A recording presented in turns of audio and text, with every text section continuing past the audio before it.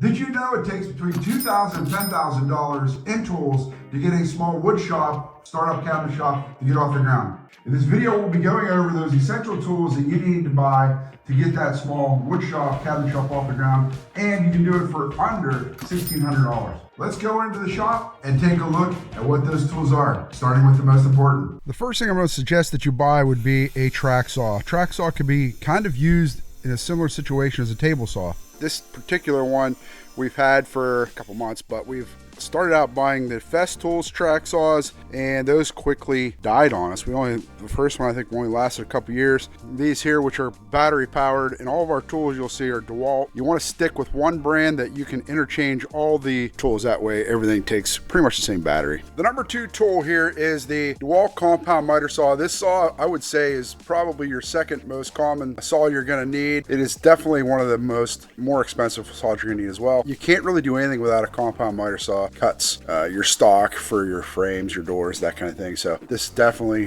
one you're going to want to spend some money on. The next tool I want to show you here is the battery powered. This is a 20-volt router. We use these a lot of times, and I didn't include a jigsaw because, to be honest with you, you could make templates with this, or buy templates and run scrolled figures and different rounded items with the router. And also you could do all your edges of your doors with it.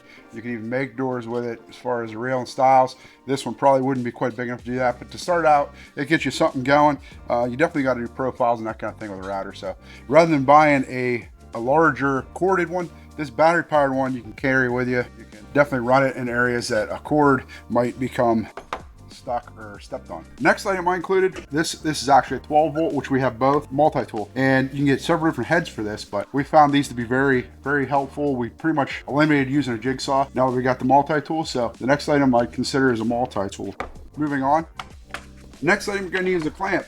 We use these clamps here, the squeeze clamps, for clamping frames on cabinets and holding other things stationary temporarily. But if you're going to glue up panels for doors and such, these are a great alternative. These pony ends are they're a fraction of the cost of the squeeze clamps. And the nice thing about these is, and the reason I included these versus the squeeze clamps is, depending on your pipe length, you can make these ends pretty much very versatile for multiple length parts. So that's why you're gonna need a set of clamps.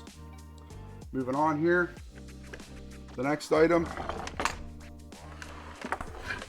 is a Craig jig. These have been out for a while.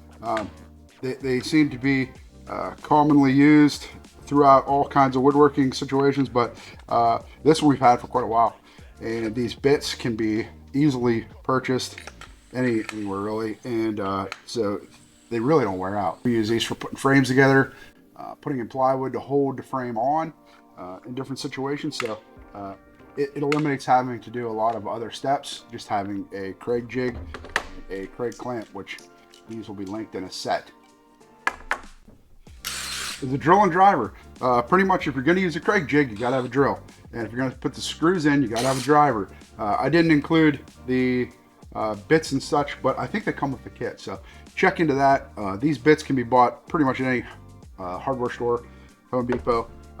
That's the other thing I wanted to talk about too is, you get the batteries with the drill driver set, which can also be used for the multi-tool and for the router. So that's why I really think getting a brand that you're going to be consistent with is key.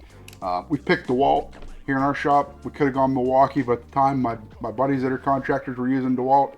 We went with DeWalt. They had the most tools out, and they had the most versatile features for the tools, and even radios and whatever shop vac. So we went with DeWalt, and it'll be hard to change from DeWalt. So this right here, plus the saw, which I can't bring over, will get you going.